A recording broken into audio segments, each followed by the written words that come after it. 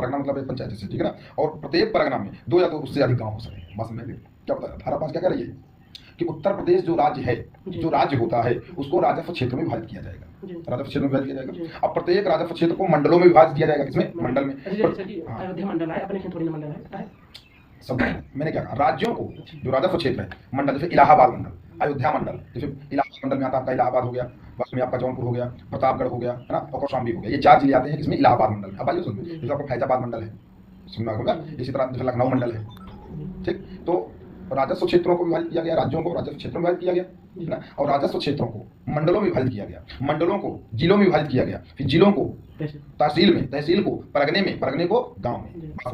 क्या समझो? मतलब जैसे मंडल है, एक राजस्व क्षेत्र है तो एक राजस्व क्षेत्र में 2 या 2 से अधिक मंडल हो सकते हैं, एक मंडल में 2 या 2 से अधिक जिले हो सकते हैं, एक जिले में 2 या 2 से अधिक तहसील हो सकते हैं, एक जिले में एक तहसील में 2 या 2 से अधिक परगने हो सकते हैं, और एक परगने में 2 या 2 से अधिक गांव हो सकते हैं, जैसे प्रधान लोग। हाँ, आई बात समझ में? आप सुनवा के बाद इसी तरह से जमीन को बांटा गया है, ठीक। ये क्या कहती है धारा 5। सुनवा के बाद राजस्व क्षेत्रों का जो गठन है उसके बारे में धारा 6 बताती है कि राज्य सरकार अधिसूचना द्वारा निम्नलिखित को विनिर्दिष्ट कर सकती है। राज्य सरकार अधिसूचना द्वारा, राज्य सरकार कोई भी सूचना जारी करके इस जिलों को विनिर्दिष्ट कर सकती है। क्या?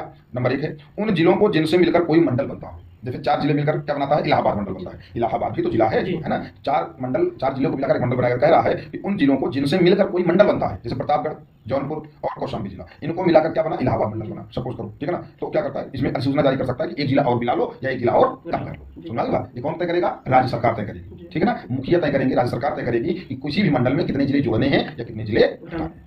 समझ गए?